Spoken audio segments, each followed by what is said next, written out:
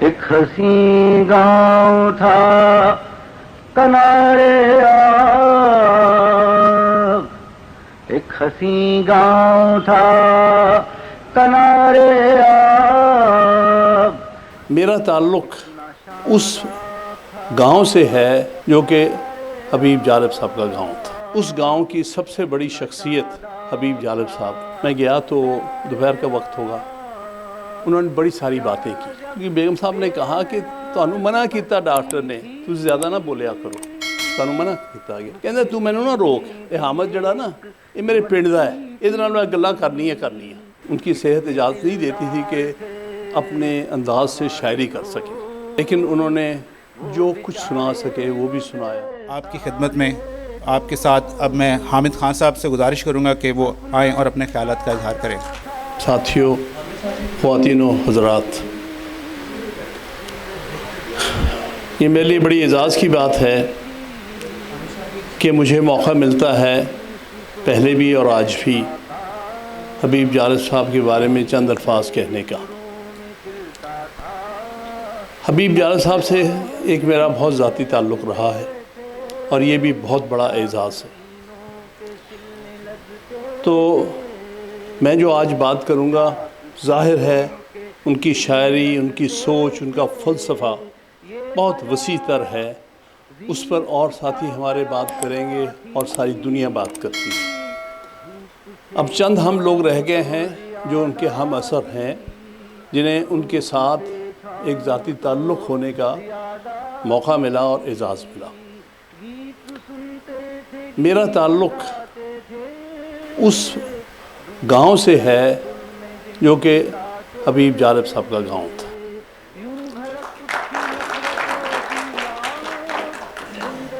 میں سن 46 میں اس گاؤں میں پیدا ہوا تھا، اس کو کہتے تھے میانی افغانہ۔ اور میانی افغانہ ایک بڑا گاؤں ہے مشرقی پنجاب کا، ضلع ہوشیارپور میں۔ مجھے ایک دفعہ بلکہ 2 دفعہ بعد میں جانے کا موقع ملا۔ اب اس کو صرف میانی کہتے ہیں۔ وہاں کے جو MLA ہے انہوں نے ایک دفعہ مجھے وہاں گاؤں لے کے گئے تھے، ملوایا تھا اور یہ بتایا تھا کہ ہندوستانی پنجاب کے تیسرا بڑا گاؤں ہے سارے پنجاب میں۔ البتہ اس کو اب میانی افغانہ نہیں کہتے، اس کا نام صرف میانی ہے۔ ظاہر ہے مسلمانوں کے جانے کے بعد وہ نام نہیں رہ سکتا تھا، لیکن میانی نام ابھی بھی رکھا ہے انہوں نے اور بڑا نون ہے۔ بلکہ وہاں کا جو MLA ہوتا ہے، جیسے جو میرے جو میزبان تھے ان کا نام تھا بلبیر سنگھ میانی۔ تو میں نے پوچھا آپ کیوں؟ کہتے ہیں کہ یہ ہمارے ہاں رسم ہے کہ آپ جس علاقے سے MLA منتخب ہوتے ہیں، آپ اس کی جو مشہور جگہ یا گاؤں یا شہر، اس کا نام اپنے نام کے ساتھ لگاتے ہیں۔ اور میرے حلقے میں میانی نوعیت کا گاؤں ہے جس کی آبادی اب تقریباً 25,000 تھی، انہوں نے بتایا۔ تو اس طرح سے یہ موقع ملا مجھے وہ گاؤں بھی دیکھنے کا۔ بلکہ میں یہ کہوں گا کہ اس گاؤں کی سب سے بڑی شخصیت ہمارے حبیب جالب صاحب، اور بہت دوسری بڑی شخصیت اس گاؤں کی وہ اشفاق احمد خان صاحب تھے۔ ان کا تعلق بھی اسی گاؤں سے تھا۔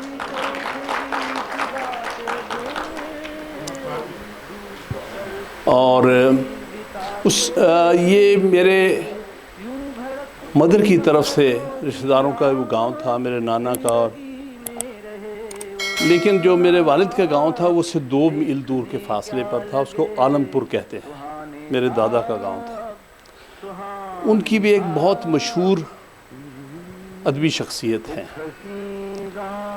ان کا نام تھا مولوی غلام رسول، جن کی تحریر میں یوسف زلیخا کا قصہ ہے۔ غالباً پنجابی شاعری کی دوسری بڑی کتاب جو ہے وارث شاہ کی ہیر کے بعد، وہ مولوی غلام رسول عالمپوری کی یوسف زلیخا ہے، جو کہ پنجاب میں، مشرقی پنجاب میں بھی اور ہمارے پنجاب میں بھی ہمیشہ پڑھائی جاتی ہے۔ تو میں یہ کہوں گا کہ وہ اس لحاظ سے بڑا زرخیز خطہ تھا جس میں 3 بہت بڑی ادبی شخصیات پیدا کی۔ میری پہلی ملاقات غالب صاحب سے 1964 میں ہوئی تھی۔ میں اس وقت BA میں پڑھتا تھا گورنمنٹ کالج میں، تو ایک دم وہاں ہمارے پرانی جو بلڈنگ جانتے ہیں، نئی بلڈنگز نہیں بنی تھی، وہاں بڑی کھلبلی سی مچی لڑکوں میں۔ تو میں نے پوچھا کیا بات ہے؟ کہنا حبیب جالب صاحب آئے۔ تو ہم سب کو شوق تھا ان کو دیکھنے کا کہ نئی ان کی نظم، یہ جو دستور ہے، یہ سن 63-64 میں بہت زیادہ مشہور، بہت زیادہ ہر دل عزیز ہو گئی تھی۔ تو ہمیں سب کو ان کو دیکھنے کا بہت شوق تھا۔ تو وہ جالب صاحب اپنے ساتھ چند لوگوں کے ساتھ اس طرف آئے جہاں میں اور میرے اور کچھ ساتھی کھڑے تھے۔ انہوں نے آتے ہی مجھ سے سیدھا مخاطب کر کے کہا، او خان تمہارا کیا حال ہے؟ میں بالکل حیران رہ گیا۔ میری عمر سے 18 سال ہوگی میرے خیال میں کوئی۔ تو میں نے کہا سر آپ کو کیسے میرے نام کا پتہ چلا؟ آپ کو میرا کیسے پتہ چلا؟ اس نے کہا تم شکل سے ہی میانی کے پٹھانوں میں سے نظر آتے ہیں، میں اس لیے تمہیں پہچانا ہے کہ تم انہی کے کسی خاندان میں سے ہو، میں اس والی شکل سے پہچانا میں نے۔ یہ ان کی جانچ تھی اپنی۔ اس کے بعد ایک طویل سفر میرا ان کے ساتھ رہا ہے، ان کی مہربانیاں ہیں بہت ساری، ہمارا بہت لمبا ساتھ ہے۔ ان کے انتقال تک وہ مجھ پر بڑے خاص مہربان تھے۔ بہرحال آخری ملاقاتوں میں سے چند ایک، جب وہ بہت بیمار تھے 91 میں سروسز ہاسپٹل میں داخل تھے، میں کبھی کبھی جاتا تھا۔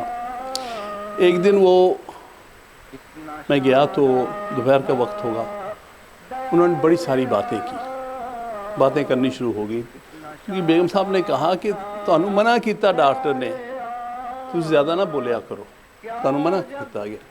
کہندے تو مینوں نہ روک، اے حامد جڑا نا یہ میرے پنڈ دا ہے، یہ نال میں گلاں کرنی ہے۔ پھر بتایا کہ کل ایک کوئی لیڈر تھا پیپلز پارٹی کا، اس وقت پیپلز پارٹی حکومت میں نہیں تھی، وہ مینوں ملن آیا سگا، میں بے ہوشی ہو گیا سی۔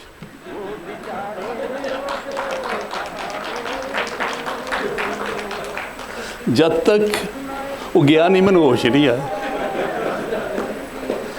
تو یہ آخری جو مجھے ایک اعزاز ہے 92 میں، ستمبر کی بات ہوگی، کافی بیمار تھے، یہ ان کے وفات سے کوئی 6 ماہ پہلے کی بات ہے۔ میں اس وقت لاہور ہائی کورٹ بار ایسوسی ایشن کا صدر تھا، تو میں ان کے پاس گیا، میں نے ان سے ریکویسٹ کی، میں آپ کا ایک اپنے بار میں فنکشن کرانا چاہتا ہوں، آپ مجھے اجازت دیں۔ لیکن دیکھ لے تیرے سامنے میرا حال کہ ہو جائے، لیکن میں تینوں نہ نہیں کر سکتا۔ بیگم صاحب نے کہا نہیں یہ نہیں جا سکتے، یہ چلن پھرن دے نہیں پھر سکتے، کس طرح لے کے جاؤ گے تھی ایڈی دور؟ میں کہ تھی اجازت دے دو، انہوں نے اجازت دے دیتی ہے، باقی انتظام میں کر لوں گا، انہوں اتوں پک کرنا، اتنے لے جانا، واپس لے کے جانا۔ میں کہ یہ فکر نہ کرو، یہ سارا فرض ہے، سارے وکیلوں کا فرض کر لے کے۔ بہرحال وہ اپنے لالچ کے باوجود تیار ہو گیا، اور اس دن ہمارے جو ہائی کورٹ بار کے ہال جانتے ہیں، اب تو خیر نیا ہال تو بہت بڑا ہے، کراچی شہدا ہال ہے ہمارا، ہم نے وہاں فنکشن کیا، 200-250 لوگ اکٹھے ہوئے ان کی باتیں سننے کے لیے۔ وہ اس دن ان کی صحت اجازت نہیں دیتی تھی کہ اپنے انداز سے شاعری کر سکیں، لیکن انہوں نے جو کچھ سنا سکے وہ بھی سنایا۔ میں نے یہی ان سے ریکویسٹ کی کہ اپنے زندگی کے تجربات کے بارے میں کچھ کہہ دیجیے گا۔ تو کہنے لگے کہ جی کیا بتاؤں، کچھ باتیں بتائیں ایوب خان کے دور کی، یا جو ہم سب کو پتہ تھی لیکن جو وہاں آڈینس تھا ان کو نہیں پتہ تھا۔ بتایا، انہوں نے کہا جی لبے لباب یہ میں آپ کو ستمبر 92 کی بات بتا رہا ہوں۔ لبے لباب یہ ہے کہ پاکستان بننے کے بعد جو چاہا وہ نہیں ہوا، اور جو نہ چاہا وہی ہو گیا. مثلا ایوب خان سے ہم لڑتے رہے، آج اس کا بیٹا سپیکر بنا بیٹھا ہے. اس وقت 92 میں گوہر ایوب سپیکر تھا. اور پھر ہم ضیاء الحق سے لڑتے رہے، جدوجہد کرتے رہے. آج اس کے 2 بیٹے وزیر بنے ہوئے ہیں، بلکہ تیسرا تو وزیر اعظم ہے. نواز شریف کا پہلا